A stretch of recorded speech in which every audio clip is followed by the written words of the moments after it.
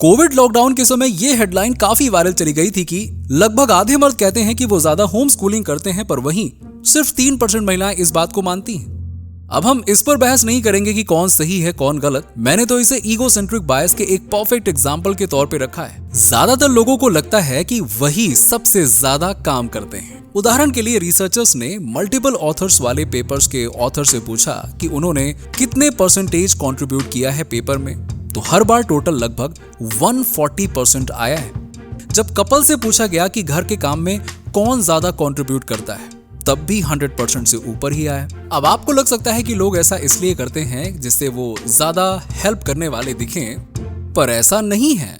जब कपल से पूछा गया कि कितने झगड़े उनकी वजह से शुरू हुए या कितनी गलतियां उन्होंने की, तब भी टोटल 100% से ऊपर ही गया। लोगों को लगता है कि वो सबसे ज्यादा काम करते हैं और ये भी कि वही सबसे ज्यादा दिक्कतें खड़ी कर सकते हैं, पर ऐसा क्यों है? मेरे ख्याल से ऐसा इसलिए है क्योंकि हमें अपने द्वारा की गई चीज ज्यादा याद रहती है किसी और की चीजों के मुताबिक। इसलिए नेचुरली आपको अपना कंट्रीब्यूशन ज्यादा लगता है और औरों का कम। और मेरे ख्याल से यही बायस हमें और चीजों पर ध्यान नहीं देने देती जो हमारी लाइफ को इफेक्ट करती है, जैसे सक्सेस में लक की अहमियत। उदाहरण के लिए अगर आप एक प्रोफेशनल हॉकी प्लेयर से पूछेंगे कि आप यहाँ NHL तक कैसे पहुंचे, तो सब अपने हार्डवर्क, डिटर्मिनेशन, ग्रेट कोचेस, माँ बाप का साथ, ऐसी चीजों का गुणगान तो कर देंगे, पर कोई भी इस पर हामी नहीं भरेगा कि वो लकी थे जो उनका जन्म जनवरी में हुआ। क्योंकि हर साल प्लेयर्स टॉप टायर लीग में 40% प्लेयर्स का जन्म जनवरी का होता है, कंपेयरिंग सिर्फ 10% का जन्म लास्ट क्वार्टर में होता है। पहले बर्थडे होना आपको प्रो हॉकी प्लेयर बनने के चांसेस 4 गुना तक बढ़ा देता है। इस फायदे के पीछे छुपा कारण है यंग हॉकी प्लेयर्स की सिलेक्शन कट ऑफ डेट का 1 जनवरी होना। जिनका जन्म साल के पहले क्वार्टर में होता है वो ऑन एन एवरेज बाकी यंग प्लेयर्स से थोड़े बड़े और फुर्तीले होते हैं जिनका जन्म ईयर के लास्ट क्वार्टर में होता है। अब समय के साथ ये फर्क उतना मायने नहीं रखना चाहिए, पर ये रखता है, क्योंकि यंग प्लेयर से ज्यादा उम्मीदें होती हैं, सो उन्हें ज्यादा बेटर कोचिंग और ज्यादा टूर्नामेंट्स में खेलने दिया जाता है, जिससे उनके स्किल्स और एक्सपीरियंस साल दर साल बढ़ते ही जाते हैं। और जब प्रो प्लेयर बनने की बारी आती है, जन्म के समय का भारी असर पड़ता रहता है। पर क्या एक हॉकी प्लेयर अपने जन्मदिन का कभी आभारी होता है? कभी भी नहीं। हम सभी ऐसे ही हैं। हम ऐसे लकी इवेंट्स के एहसानमंद नहीं होते जिससे हमें सक्सेस मिलती है। और सबसे बड़ा लक जो हम में से कई के पास है वो है एक डेवलप्ड कंट्री में जन्म लेना। लगभग आधे से ज्यादा लोगों की इनकम कितनी होगी ये इस बात से डिसाइड होता है कि वो किस कंट्री में रहते हैं और उस कंट्री की इनकम डिस्ट्रीब्यूशन कैसी है। अगर आपका जन्म बुरुंडी में हुआ है जहां की एवरेज इनकम दुनिया में सबसे कम बस $730 है पर ईयर, तो फर्क नहीं पड़ेगा कि आप कितने स्मार्ट और हार्ड वर्किंग हैं, आप बड़े होकर ज्यादा कमा नहीं पाओगे। हर कोई ऑफेंड हो जाता है जब उनसे कहा जाता है कि लक कितना इंपॉर्टेंट है आपके सक्सेसफुल होने में। और मैं ये समझता हूं कि अगर हमारे हालातों पर ही सारी चीजें डिपेंड करती तो हमारा टैलेंट और हार्ड वर्क तो किसी काम का ही नहीं। लोगों को लगता है कि या तो हार्ड वर्क या लक, यही है सक्सेस का मंत्र, पर असल में दोनों इंपॉर्टेंट है। जरा वर्ल्ड रिकॉर्ड्स के इन 8 ट्रैक फील्ड रिकॉर्ड्स को देखिए। जिन एथलीट्स ने ये रिकॉर्ड हासिल किए वो वर्ल्ड क्लास, काफी डेडिकेटेड और टैलेंटेड हैं, पर फिर भी जब रिकॉर्ड्स मिले तो 8 में से 7 ही लकी रहे।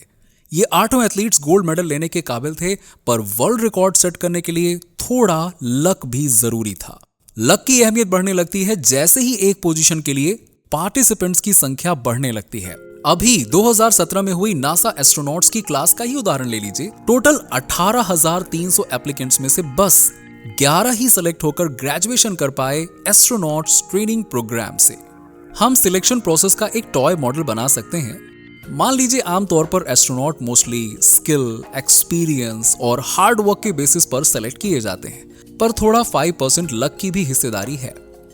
हर एप्लीकेंट के लिए मैंने रैंडमली 100 में से एक स्किल स्कोर और 100 में से एक लक स्कोर भी मैंने जनरेट किया। फिर मैंने उन दोनों नंबर को लेकर एक ओवरऑल नंबर बनाया 95:5 के रेशियो में। इस स्कोर के बेसिस पर जजेस कैंडिडेट सेलेक्ट करेंगे। इस स्कोर में टॉप 11 होल्डर्स एस्ट्रोनॉट प्रोग्राम के लिए चूज किए जाएंगे। अब इसी सिमुलेशन को हजारों बार हुए सिलेक्शन प्रोसेस में चलाऊंगा और ऐसा करने पर मुझे मिलेगा कि कैंडिडेट्स जो एस्ट्रोनॉट प्रोग्राम के लिए सेलेक्ट हुए थे वो ज्यादा लकी थे। उनका एवरेज लक स्कोर 94.7 था। तो टोटल सिलेक्टेड कैंडिडेट्स में से कितने कैंडिडेट्स होंगे जो सिर्फ अपने स्किल के दम पर टॉप 11 में पहुंचेंगे? वो होंगे सिर्फ 1.6%। इसका मतलब है कि भले ही लक का टोटल रिजल्ट पर 5% इफेक्ट है, फिर भी टॉप 11 में आने वाले 9 to 10 कैंडिडेट्स चेंज हो जाएंगे अगर लक रोल प्ले नहीं करे तो। जहां कंपटीशन बहुत ज्यादा है वहां टैलेंटेड और हार्ड वर्किंग होना तो मस्ट है ही, पर उससे सक्सेस नहीं मिलेगी। आपको अच्छी अपॉर्चुनिटी भी मिलनी चाहिए। हम अपने गुड लक को कभी अप्रिशिएट नहीं करते क्योंकि वो कुछ ऐसा नहीं है जो हमने किया है। बिल्कुल वैसे जैसे मम्मी के काम की घर में कोई इज्जत ही नहीं करता। कमाल की बात यह है कि अगर हम चांस के इम्पैक्ट को इतना इंपॉर्टेंस ना दें तो उसके उल्टा हमारे सक्सेस के चांसेस बढ़ेंगे ही, क्योंकि जब हमें लगता है कि चीजें लक पर ही डिपेंडेंट है तो हम उसमें अपना कम एफर्ट डालते हैं, जिससे सक्सेस के चांसेस और कम हो जाएंगे फिर। सो इस भ्रम में ही रहना अच्छा है कि हार्ड वर्क और टैलेंट से ही आपकी डेस्टिनी डिफाइन होगी। जब मैंने YouTube शुरू किया मुझे पता होता कि मैं इतना बेकार हूँ, इतना काम करना पड़ेगा, तो मैं गिव अप कर देता। वेरिटेशियम में स्वागत है, एक ऑनलाइन साइंस ब्लॉग। एक्चुअली अपने लक को साइडलाइन करने का एक और फायदा है, इससे आप सोसाइटी में अपनी पोजीशन को जस्टिफाई कर पाते हो। आपके पास ज्यादा पैसा या पावर है तो आप उसका क्रेडिट अपने इंटेलिजेंस या टैलेंट को दे सकते हो। इससे इनइक्वालिटी को एक्सेप्ट करना इजी हो जाता है। एक एक्सपेरिमेंट में एक छोटे से रूम में 3 पार्टिसिपेंट्स का ग्रुप बना दिया गया एक कॉम्प्लेक्स मोरल प्रॉब्लम सॉल्व करने के लिए। उन 3 में से एक इंसान को रैंडमली लीडर बना दिया गया था। आधे घंटे बाद एक्सपेरिमेंटर हर टीम के लिए 4 कुकीज लेकर आता है और हर केस में एक्स्ट्रा वाली कुकी टीम लीडर को दे दी जाती है, जबकि उसने कुछ स्पेशल नहीं किया होता था। उनके पास कोई खास जिम्मेदारियां नहीं थी और उन्हें टोटल लक से सेलेक्ट किया गया था। जब आप एक सर्टेन पोजीशन पे पहुंच जाते हो तो आपको लगने लगता है कि आपको जो भी मिल रहा है आप उसके पूरे हकदार हो। एक किस्सा बताता हूं। मैं जब भी एरोप्लेन से जाता हूं और मेरी सीट बिजनेस क्लास में अपग्रेड होती है तो मैंने अपने फेलो पैसेंजर्स में एक गुस्सा देखा है। उन्हें लगता है कि उन्हें भी अपग्रेड मिलना चाहिए। स्टडीज में इस इशू को एड्रेस किया गया है। एक और एक्सपेरिमेंट में लोगों से रिसेंटली उनके साथ हुई अच्छी चीजें याद करने को कहा गया।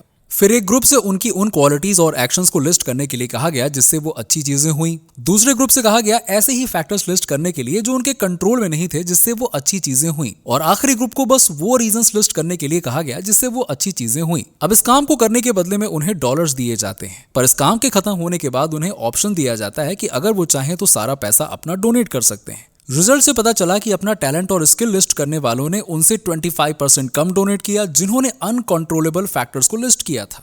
अब इसका हमारी सोसाइटी से क्या लेना देना है उस पर ध्यान दीजिए। मेनली जो पावर में है जैसे कि पॉलिटिशियंस और बिजनेसमैन जैसे बड़े लोग। अब कोई डाउट नहीं है कि वो टैलेंटेड या स्किल्ड नहीं होंगे, पर यह भी है कि वो हम में से काफी लकी भी रहे होंगे जिस बात को वो एक्सेप्ट नहीं करेंगे, जिससे उनके दिमाग में दुनिया की एक गलत इमेज बनती है। वो सब एक तरह से किसी सर्वाइवर बायस में जीते हैं। उन्होंने हार्डवर्क किया और उन्हें सक्सेस मिल गई। उनके लिए दुनिया काफी सही है जो मेहनत करता है और उसे सफलता मिल जाती है। पर इनको इस बात का अंदाजा नहीं होता है कि इनके अलावा भी कई लोगों ने हार्डवर्क किया पर उन्हें सक्सेस नहीं मिली। फिर इन लोगों को कैसे देखा जाता है जो सक्सेसफुल नहीं बन पाए? शायद उन्होंने उतनी मेहनत नहीं की होगी, उतना टैलेंट नहीं होगा तुम्हारे अंदर। ऐसी ही विचारधारा इनसे देने वाली भावना को दूर रखती है और फिर ऐसे ही लोग रूल्स बनाते हैं सोसाइटी को चलाने के लिए। और ये दुख की बात है क्योंकि हमारा काफी सारा लक उस कंट्री से आता है जिसमें हम रहते हैं। और एक कंट्री क्या है? बस उन चीजों का समूह जो हमसे पहले रहने वाले छोड़ कर गए हैं। Roads, schools, public transport, emergency services, साफ हवा, पानी, ऐसी ही सारी चीजें। ये साइकोलॉजी की एक बहुत ही बेकार ट्रिक लगती है जहां सक्सेसफुल पीपल सिर्फ अपने हार्डवर्क और स्किल को ही अपने सक्सेस का पूरा क्रेडिट देते हैं। ऐसा होने पर वो ऐसी अपॉर्चुनिटीज या चांसेस को कम क्रिएट करते हैं जिनसे एट फर्स्ट वो सक्सेसफुल बन पाए।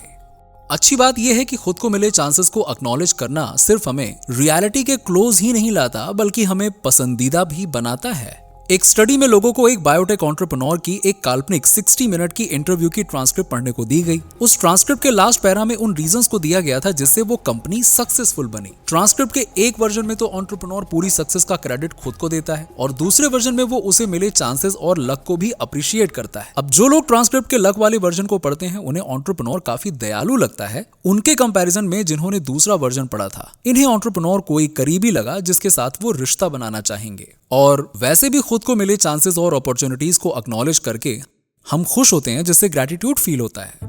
पर्सनली मैं Vsauce से माइकल स्टीवन का काफी शुक्रगुजार हूं, जिन्होंने 7 अक्टूबर 2012 को अपनी how much does a shadow weigh वाली वीडियो पब्लिश की थी, जिसमें उन्होंने मुझे स्लो मोशन स्लिंकी ड्रॉप वाली वीडियो पर शाउट आउट दिया। उसके 3 दिन के अंदर सब्सक्राइबर्स तिगने हो गए, 1 महीने में और डबल। फिर मैंने जॉब छोड़ी और लग गया यूट्यूब पर। और मैं सिडनी की ट्रेन्स में दिए जाने वाले उस न्यूज़पेपर के राइटर का भी शुक्रगुजार हूं, जिसको इलेक्ट्रिसिटी समझ नहीं आई, जिसकी वजह से मैंने उस पेपर को इंस्टाग्राम पर पोस्ट किया एक क्वेश्चन के साथ कि इस पिक्चर में क्या गलती है, और मैं काफी खुशनसीब निकला। जिस लड़की ने पहला सही आंसर दिया वही आज मेरी वाइफ बन चुकी है।